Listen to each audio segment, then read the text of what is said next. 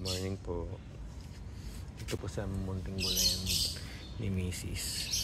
So, marami rin pong bunga na ngayon.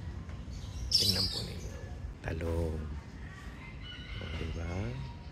Akala nga po namin dito uusad eh. So, ayun pa. Isa sa dulo, no? Actually, ito yung una. Ito yung una, kaso merong tama. Yung talong niya, ayan o. Hindi po namin alam kung saan nakuha yan. So, siguro may insekto. So, ito po, medyo maganda-ganda po ang nitong talong ngayon. Kasi marami-rami po siya. Halos nagsabay-sabay siya. No? So, ayan. Yung aming munting, ito medyo tinamaan. Medyo tinamaan. Langgang-langgang. Sana po hindi siya tumawid. Ang ingay, ano? Grabe. So, ayan po yung isa.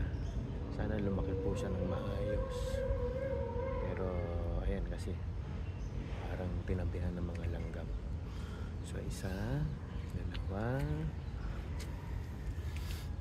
tatlo, apat, and lima. O, lima. Pero meron pang maliliit. Isa. Saan pa yun ba? Ito. Dalawa.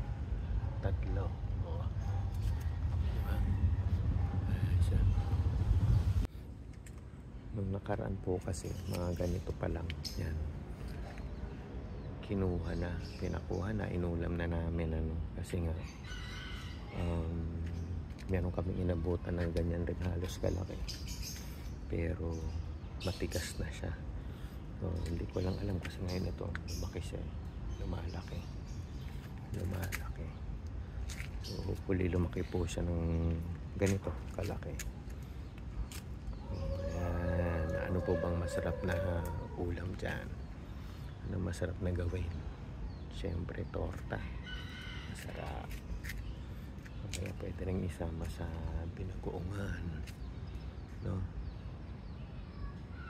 So, ayan po yung aming munting gulayan. Ayan. Diba? Maliit lang po yan. Kapiranggot na lupa lang yan.